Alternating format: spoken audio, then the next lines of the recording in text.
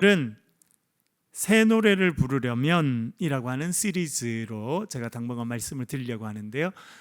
오늘 제목은 언약의 백성으로 살아가라 입니다. 언약의 백성으로 살아가라. 한번 따라하겠습니다.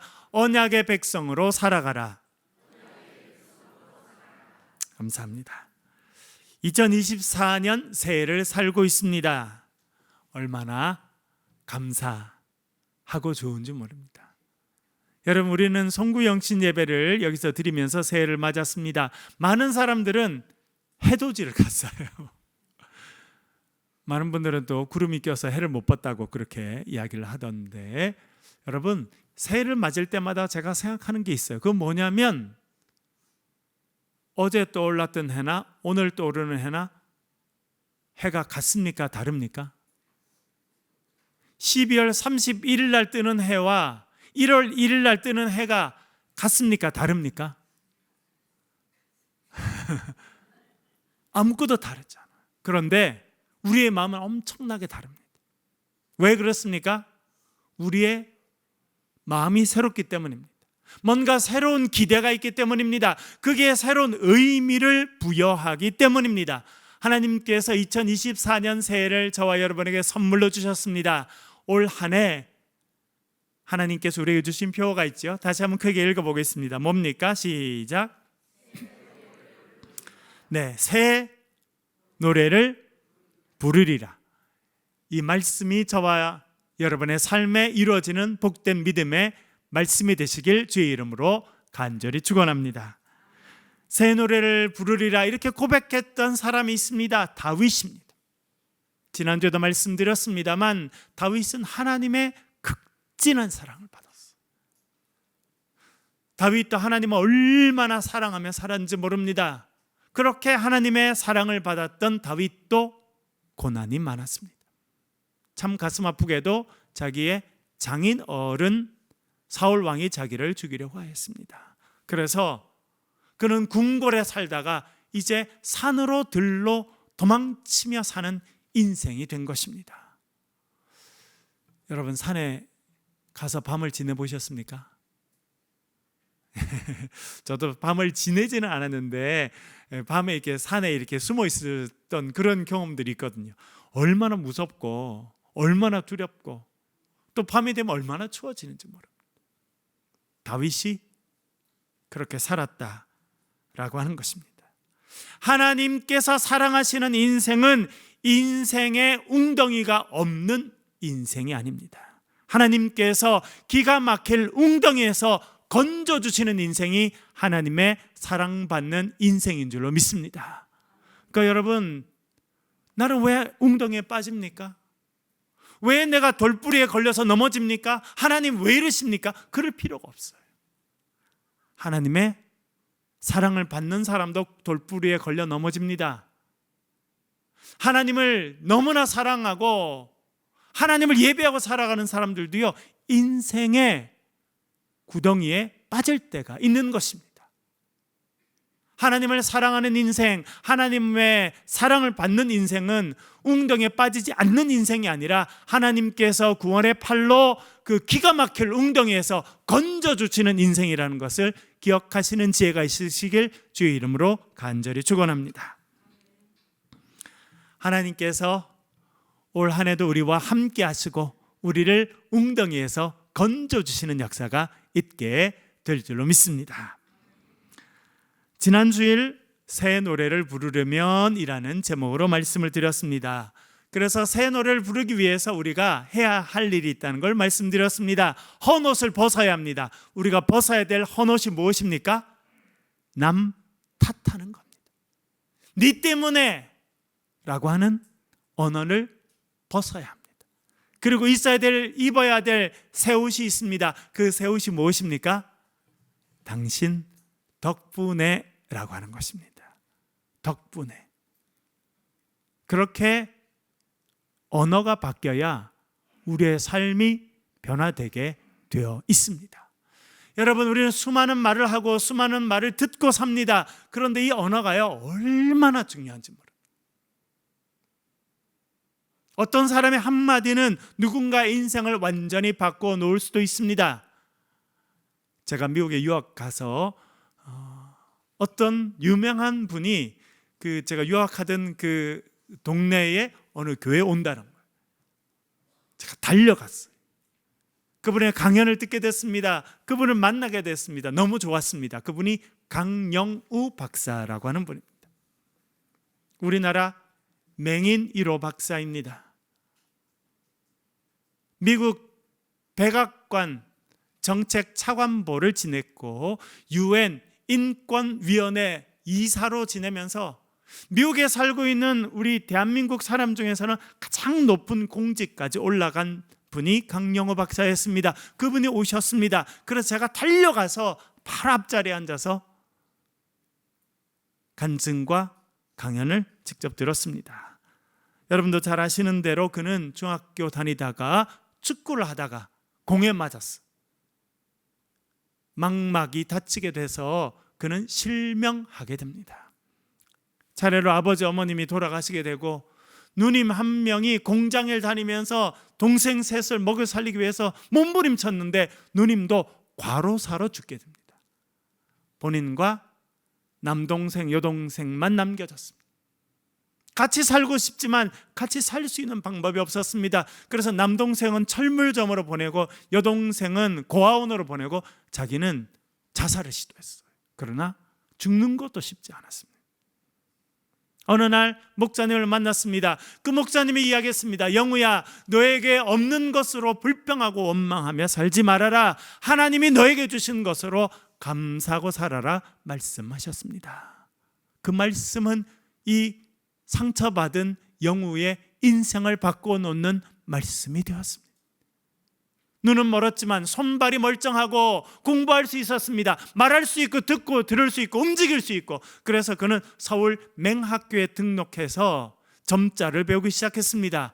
그런데 그 맹학교에 어느 날 아주 예쁜 숙명여자대학을 다니는 여대생이 봉사활동을 왔습니다. 석은옥이라고 하는 여학생이 자기의 사랑이 됐고 결국 자기의 아내가 되었습니다. 연세대학교를 졸업하고 미국에 가서 피츠버그 대학에서 박사를 받았습니다. 그리고 일리노이 대학 교수가 되고 나중에는 부시 행정부의 정책 차관보가 되고 인권위원회 유엔의 이사가 되어서 전 세계를 다니고, 여러분 대구도 여기 대구대학교에 오셔서 아주 많이 강연을 하셨습니다. 그분의 책을 제가 한국에서 읽고 참 감명을 받았습니다. 그래서 제가 유학했던 하는 그 동네에 오신다 그래서 제가 달려가서 그분을 뵙게 됐습니다. 너무나 감사하고 감격스러운 시간이었습니다. 우리나라 모 방송사에서 그분의 인생을 드라마로 만들었습니다. 제목이 뭐냐면 눈먼 새의 노래가 제목입니다. 눈먼 새의 노래. 그의 인생은 눈먼 새와 같습니다. 쓸쓸하고 힘들었지만 하나님을 섬기고 살면서 그는 하나님께 드릴 새 노래를 부르는 인생이 되었다라고 하는 것을 증언해주고 있습니다. 여러분, 올 한 해 우리가 하나님 은혜로 새 노래를 부르는 인생이 될 줄로 믿습니다. 여러분, 새 노래를 부르는 인생이 되려면 뭐가 바뀌어야 합니까? 우리의 입술이 바뀌어야 돼요. 우리의 입술의 고백이 바뀌어야 합니다. 우리가 날마다 하는 우리의 고백이 바뀔 때 우리의 삶이 바뀌게 될 줄로 믿습니다. 그러면 뭐라고 고백하고 살아야겠습니까? 나는 샬롬 언약의 백성이다. 이렇게 하면 좋겠습니다. 따라해 볼게요. 나는 샬롬 언약의 백성이다. 다시 한번 해볼게요. 나는 샬롬 언약의 백성이다. 여러분, 이것을 여러분들이 선포하며 살아가실 수 있기를 간절히 바랍니다. 구약 성경 전체에 흐르는 주제가 있습니다. 여러분, 우리가 복음 노트를 하니까 너무 좋은 게 뭐냐면 신약 성경, 구약 성경 전체를 다 읽게 되잖아요. 열심히 하신 분은 이제 구약 성경도 거의 다 맞춰갑니다. 성경 전체를 2번이나 깊이 읽고 묵상하는 시간을 가지고 있습니다. 그러면서 창세기부터 이 선지서까지 이르는 구약 전체에 흐르는 중요한 개념이 있다는 것을 알게 됩니다. 그것이 무엇입니까? 언약이라는 것입니다. 영어로는 covenant, 얼마나 중요한지 몰라요. 이것은 창세기부터 말라기까지 계속되는 가장 중요한 주제 중에 하나입니다. 언약이라는 것입니다. 창세기에 보면 하나님께서 아브람을 부르십니다. 그리고 아브람과 뭘 맺으십니까? 언약을 맺으십니다. 언약의 내용은 대단히 간단합니다. 나는 너희의 하나님이 될 것이고 너는 나의 백성이 될 것이다 말씀하십니다. 하나님은 이 아브람을 통해서 이스라엘 백성들과 언약을 맺으셨습니다. 나는 너희의 하나님이 될 것이고 너희는 나의 백성이 될 것이다. 우리가 신앙생활하는 것은 하나님의 언약의 백성이 됐다는 것입니다. 이 아브람에 주셨던 이 언약이 여전히 21세기 대한민국을 살고 있는 우리들에게도 주어진 언약이라고 하는 것을 기억할 필요가 있습니다. 나는 너의 하나님이 될 것이다. 어떤 의미입니까? 나는 너의 왕이 될 것이다. 여러분, 왕은 어떤 일을 합니까? 백성을 다스리지. 적군이 들어오면 그들을 막아줍니다. 백성이 배고프면 백성에게 먹을 것을 공급해 주는 역할이 왕의 역할이에요. 또한 하나님은 우리의 선한 목자가 되어 주시는 줄로 믿습니다. 나를 푸른 초장으로 쉴만한 물가로 인도하시는 분이 우리 하나님이십니다. 원수의 목전에서 내게 상을 차려주시는 것, 기름으로 내 머리에 부으셨으니 나의 잔이 기쁨의 포도주로 넘칩니다라고 고백하는 인생이 되게 해주신다라고 하는 것입니다. 그것이 하나님께 주신 언약의 내용입니다. 이것이 구약 전체에서 흐르는 내용이에요. 그것이 언약입니다. 여러분, 언약하면 우리가 떠오르는 장면이 있죠. 뭐가 언약입니까? 우리의 삶에서 우리도 언약, 약속을 할 때가 있지 않습니까? 언제입니까? 대표적인 것이 결혼이에요. 저도 주례를 많이 해보았는데 결혼할 때 뭐가 제일 중요합니까? 결혼식 할 때 많은 분들은 뷔페 음식인가 뭔가 뭐가 나오나 이렇게 음식을 중요하게 생각하는 게 우리나라 좀 문화이긴 합니다만, 최근에 여기도 결혼한 우리 새 신부가 여기 있는데 결혼할 때 제일 중요한 게 뭐예요, 여러분? 신부가 얼마나 예쁘나 뭐 그것도 중요합니다만, 음식도 중요하고 여러 가지 중요하지만 제일 중요한 건 서약하는 거예요. 서약. 그렇죠? 그래서 뭐라 합니까? 나 누구누구는 누구누구를 아내로 맞아 기쁠 때나 슬플 때나 건강할 때나 병들었을 때나 부유할 때나 가난할 때나 섬기고 사랑하겠습니다 라고 이야기하는 언약이 제일 중요해요. 그럼 여러분, 이 언약은 혼자 하는 겁니까? 상대가 있어서 두 사람이 하는 겁니까? 이게 언약의 가장 중요한 특징 중에 하나입니다. 한 사람이 하는 게 아니라는 거예요. 대상자가 있다는 겁니다. 신랑이 있고 신부가 있다는 것입니다. 하나님이 있고 이스라엘 백성이 있어서 두 당사자들이 약속하는 것이 언약입니다. 그래서 언약을 하게 되면 두 사람은 뭘 가지게 되느냐면 언약을 신실하게 지킬 의무를 가지게 됩니다. 그걸 잘 감당해야 돼요. 남편은 아내를 신실하게 사랑하고 섬길 의무를 갖는 겁니다. 아내도 마찬가지입니다. 남편을 존중해주고 신실하게 사랑할 의무를 갖는 겁니다. 그 둘 중에 한 명이 그 언약의 의무를 실천하지 않습니다. 그럼 어떻게 됩니까? 법정에서 만나야죠. 우리나라도 지금 뭐 어느 대기업 회장님이 이혼 소송이 돼가지고 뭐 현금으로 2조 원을 내놔라 이러고 싸우고 있대요. 들어보셨죠, 여러분? 그게 도대체 어느 정도 되는지 잘 모르겠는데 그렇게 되는 거예요. 한쪽이 언약의 의무를 지키지 않으면 싸우게 돼 있고 헤어지는 것은 너무나 힘들고 어려운 일이 됩니다. 이스라엘 백성들도 하나님과 언약을 맺었습니다. 하나님은 언약을 신실하게 지켜주셨습니다. 그런데 문제는 이스라엘이에요. 이스라엘은 언약을 지킵니까? 안 지킵니까? 안 지키죠. 하나님의 백성으로 하나님을 예배해야 했습니다. 하나님 말씀에 순종하며 하나님을 사랑하고 살아야 되는데 눈만 뜨면 기회만 생기면 딴 데 쳐다보는 거예요.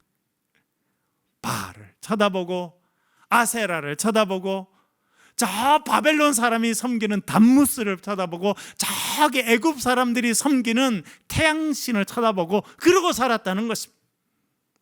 언약을 지키지 않은 이스라엘 백성들, 어떤 결과를 맞이합니까? 우리가 예레미야, 에스겔을 통해서 계속 알게 되는 것은 그들이 이제 심판받게 된다는 것입니다. 그 심판의 결과로 그들은 바벨론으로 끌려가게 되었습니다. 그런데 그것이 마지막이 아닙니다. 여러분, 우리가 이사야, 예레미야, 지금 에스겔을 묵상하고 있습니다. 앞으로 이어질 선지서들을 읽어보게 될 것인데 거기서 분명한 주제가 있어요. 그것은 하나님의 목적은 심판이 아니라는 거예요. 하나님의 목적은 무엇입니까? 우리가 언약의 백성으로 회복되는 것입니다. 하나님의 백성으로 회복되고 하나님 주시는 복과 은혜를 누리는 하나님의 언약 백성으로 살아가는 것, 그것을 원하신다는 것입니다. 그래서 하나님은 오늘 에스겔을 통해서도 새로운 언약의 내용, 지금까지 있었던 언약을 정리해 주는 언약을 말씀하고 있습니다. 25절 화면을 보면서 같이 읽겠습니다. 25절 같이 읽을게요. 시작.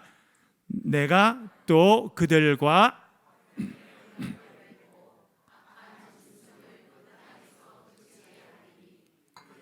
빈들에 영원히 거하며 숲을 가운데서 잘지라. 아멘. 하나님께서는 바벨론에 끌려간 이스라엘 백성들 그냥 버리지 않으셨습니다. 그 표시가 뭐예요, 여러분?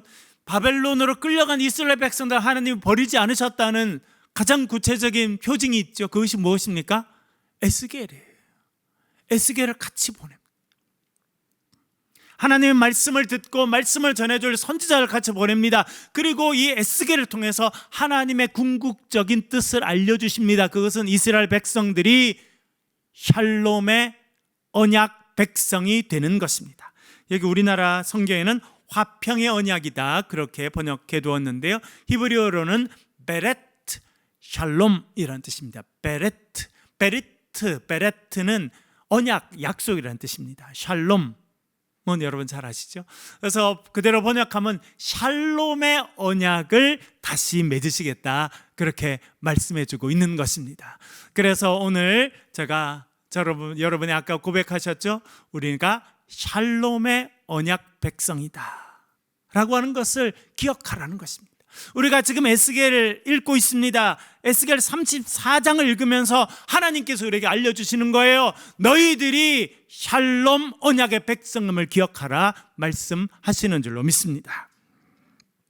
이 샬롬 언약이 왜 중요하냐면 여기에는요 3가지의 약속이 들어있기 때문입니다.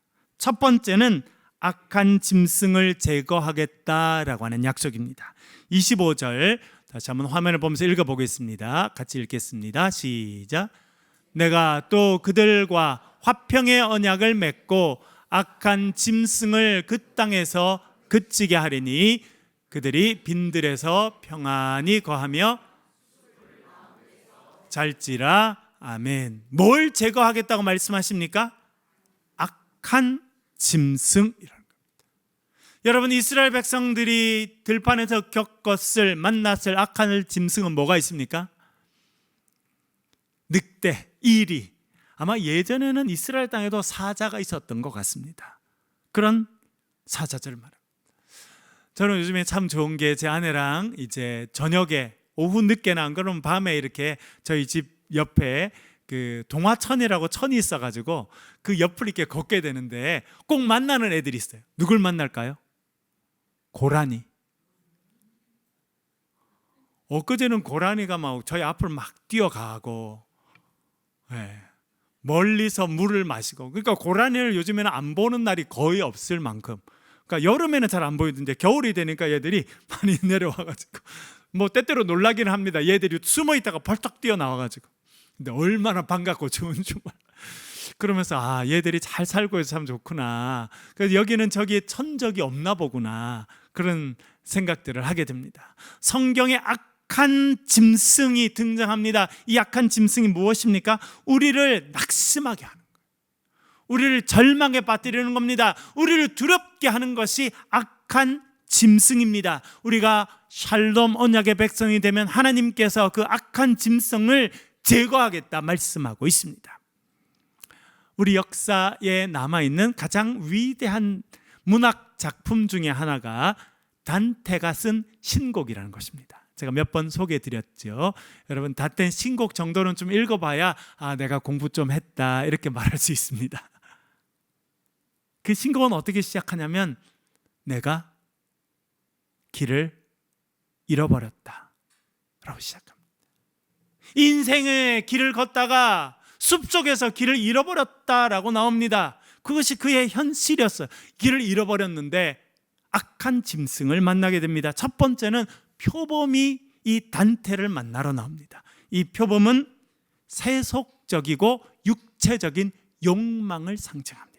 그 다음에는 사자가 뛰어나와서 그를 잡아먹으려고 합니다. 이 사자는 그가 갖고 있었던 교만을 상징한다. 세 번째는 늙은 늑대를 만나게 됩니다. 이 늑대는 그가 갖고 있었던 탐욕을 이야기한다, 그렇게 말해주고 있습니다. 오늘 본문에 나오는 악한 짐승은요, 우리를 근심하게 하고 우리를 불안하게 하고 우리를 두렵게 하는 그 모든 것들이 악한 짐승으로 표현되어 있습니다. 우리 교인 중에도 원치 않지만 암 선고를 받았습니다. 어려운 암 치료의 과정을 거쳐 나갈 수밖에 없는 그런 시련을 겪을 때도 있습니다. 어떤 때는요, 사업에 실패합니다.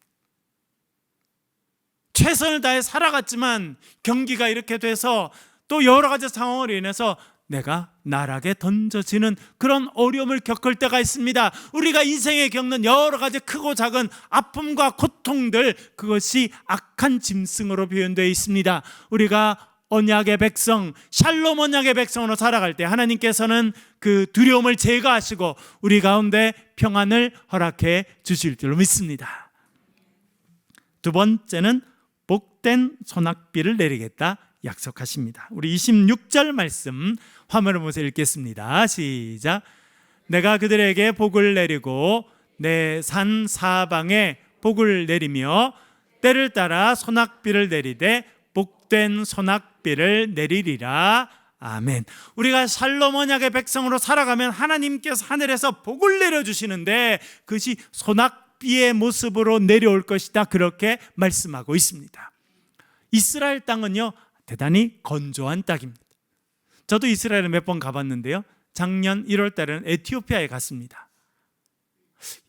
저도 처음으로 사하라 사막 밑에 있는 아프리카 땅을 갔는데 도착하고 그 다음날 11시간을 11시간을 이제 좁은 차를 타고 내려갔는데 많은 생각이 들었습니다. 첫 번째는요, 얼마나 넓은지, 지평선이 끝이 없습니다. 얼마나 땅이 넓은지. 두 번째, 얼마나 물이 없는지. 한 번은 제가 이렇게 다리를 지나가는데 물이 흘렀는데 이제 물이 없으니까 말라가지고 곳곳에 물만 조금 남아있는데 그 물이 황토색이에요. 우리가 봐서는 전혀 먹을 수 없을 것 같은데 그 사람들, 거기서 목욕도 하는 사람도 있고 또 그릇을 갖고 와서 물을 떠가는 거예요. 야, 저런 물을 마시고 건강할 수 있을까, 그런 생각이 들었습니다. 나중에 그 아프리카에 계신 이은영 선교사님 만나보니까 그분 이제 케냐에서 오래 사셨는데 케냐 마사이족 근처에 처음에 사셨답니다. 마사이족에게는 축복, 복이라는 단어가 따로 없다는 거예요. 그럼 무슨 언어가 있지 않을까? 비라는 언어가 있다는 거예요. 그래서 그 사람들은 비라는 말과 복이라는 말이 똑같은 말이라는 거예요. 그래서 비가 내리는 것은 하늘에서 복이 내려온다, 그렇게 말한다는 겁니다. 그래서 그 사람들에게 제일 반가운 손님은요, 왔을 때 비가 오는 손님. 근데 제가 그때 말씀드렸죠. 저희들이 에티오피아 그게 현지에 도착해서 그 신학교에 도착한 첫날 밤에 비가 내렸어요. 얼마나 감사한지. 제가 우리나라 얼마나 비가 자주 옵니까? 그런데 거기서 맞는 비는요, 완전히 다르더라고요. 이 메마른 대지에 하나님께서 비를 내려주시니 모든 만물들이 새롭게 살아나는구나 하는 것을 경험하게 되었습니다. 우리가 샬롬 언약의 백성으로 살아갈 때 하나님께서 소낙비를 우리의 인생에 내려주실 줄로 믿습니다. 근데 그냥 소낙비도 감사한데 여기서 무슨 소낙비라고 말합니까?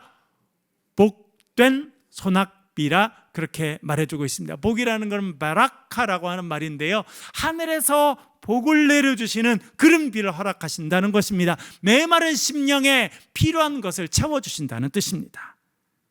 또한 이렇게 말씀합니다. 27절 같이 한번 읽겠습니다. 27절 전반절만 읽을게요. 같이 읽겠습니다. 시작. 그래한즉 밭에 나무가 열매를 맺으며 땅이 그 소산을 내리니 그들이 그 땅에서 평안할지라. 아멘. 비가 내리니까 만물이 솟아납니다. 나무가 자라나고 식물이 자라나고 그래서 열매 맺게 될 것이다. 그것이 복된 소낙비가 내렸을 때 우리 인생에 일어나는 일이라는 것입니다. 여러분, 올 한 해 하나님께 주시는 복된 소낙비를 경험하시고 새 노래를 부르는 저와 여러분 되시길 주의 이름으로 간절히 축원합니다. 셋째는 다시는 수치를 당하지 않을 것이다 말씀하십니다. 28절 말씀 같이 읽겠습니다. 시작. 그들이 다시는 이방의 노략거리가 되지 아니하며 땅의 짐승들에게 잡아 먹히지도 아니하고 평안히 거주하리니 놀랄 사람이 없으리라. 아멘. 다시는 이방의 노략거리가 되지 않을 거다. 이스라엘 백성들이 전쟁에 졌습니다. 그래서 포로로 끌려갔어. 굴비 엮이듯이 손과 발에 밧줄이 엮여서 여러분 얼마나 처참합니까? 그래서 1300km를 끌려갔습니다. 그랬더니 옆에 있는 암몬, 모압 이런 사람들이 다 손가락질하면서 비웃었죠. 수치와 모독을 당하는 그런 인생이었다는 것입니다. 그러나 샬롬의 인생이 되고 샬롬 언약의 백성이 되면 우리의 삶에 수치와 부끄러움이 사라지게 될 것이다. 그렇게 말씀하고 있습니다. 제가 신학대학원 다닐 때 남태평양에 있는 마이크로네시아라고 하는 곳에 단기 선교를 갔습니다. 그래서 이 섬 저 섬 다니면서 저희들이 준비한 프로그램도 하고 여러 가지 단기 선교 활동을 했는데 한 번은 어느 교회에 갔습니다. 저녁에 배고파서 모여서 밥을 막 먹으려고 이렇게 다 모였는데 그 교회의 담임 목사님이 김치를 만들었어요. 저희들이 깜짝 놀랐습니다. 우리나라에서 괌으로 가서 괌에서도 4시간 비행기를 타고 가야 마이크로네시아라고 하는 곳이 나오는데 그게 목사님이 김치를 만들어 왔어.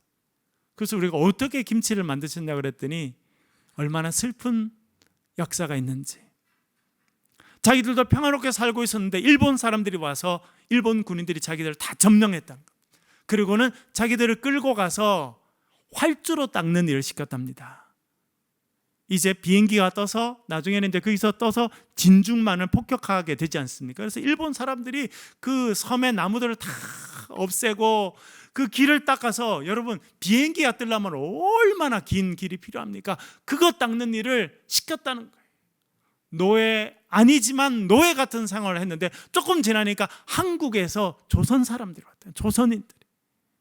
그래서 자기들과 같이 붙잡혀서 자기들과 같이 그 활주로를 닦는 그 고생을 하다가 많은 사람들은 병들어 죽고 힘들어서 쓰러지고 그렇게 살면서 김치를 먹게 되고 김치를 배우게 되었다. 그래서 오늘 한국 사람들이 온다 그래서 내가 김치를 며칠 전에 만들었다.